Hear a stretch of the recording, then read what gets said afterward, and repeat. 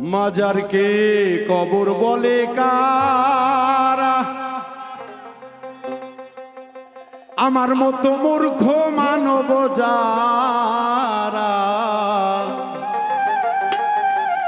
মাজারকে কবর বলে কারা?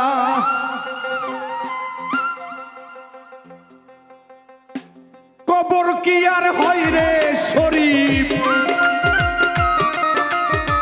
কবর খোলাই দেই রে মাটি গেলে কেহ মারা।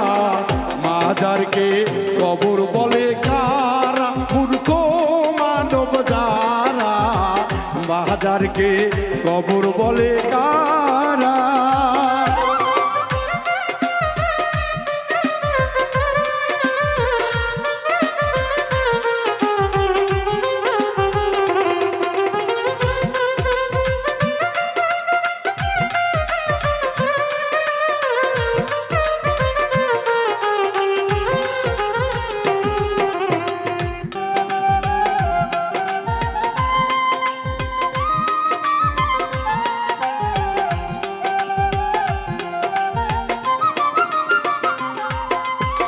মক্কা শরীফ মদিনা শরীফ পবিত্র তারা।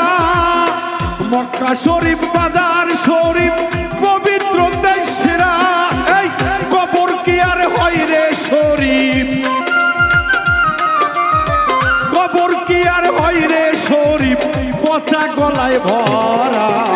মাজারকে কবর বলে কারা? মূর্খ মানব যারা।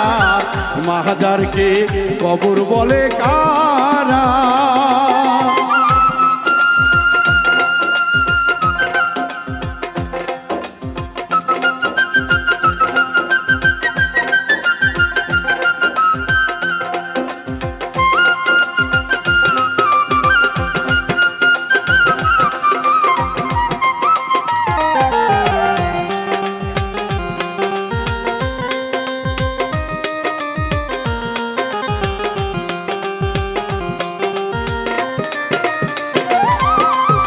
আসলে দরদিরা কথা আর একটু না বললে নয়, বুঝলে জ্ঞানী।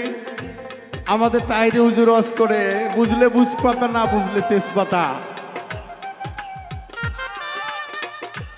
তাই দরদিরা যুগে যুগে যেহেতু আমাদের প্রিয় নবী মোহাম্মদ রাসূলুল্লাহ সাল্লাল্লাহু সাল্লামের পরে আর কোন নবী আসবে না বিধায় পৃথিবীতে অনেক পীর আউলিয়া গাউস কুতুবদেরকে পাঠিয়ে দিলেন ইসলাম প্রচার করার জন্য। তারা কত কষ্ট না করে কাফেরদের সঙ্গে যুদ্ধ করে ইসলাম প্রতিষ্ঠিত করে কালেমার পতাকা উড়াইছে।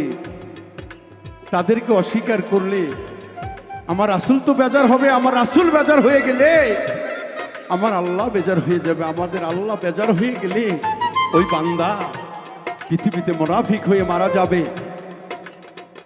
বেহেশত তো দূরের কথা, দোজকও পাইবে না। দোজকের চাইতেও আর একটা কঠিন জায়গা আছে, কাহাপ নামের জায়গা। বড় কঠিন, বড়ই নিদান জায়গা দরদি। তাই ওলিয়া উলিয়াদেরকে আমরা আগে সম্মান করব, ভালোবাসবো, শ্রদ্ধা করব। তাদের মাধ্যম দিয়ে আমরা ইসলাম পেয়েছি। তাই কবর আর মাজার শরীফের মধ্যে আকাশ আর জমিন পার্থক্য। তাই সাধক বলছে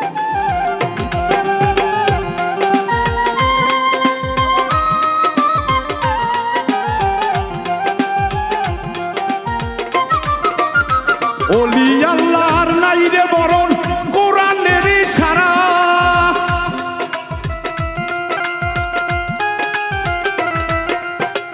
ওলি আল্লাহর নাই রে বরণ কোরআনের ইশারা।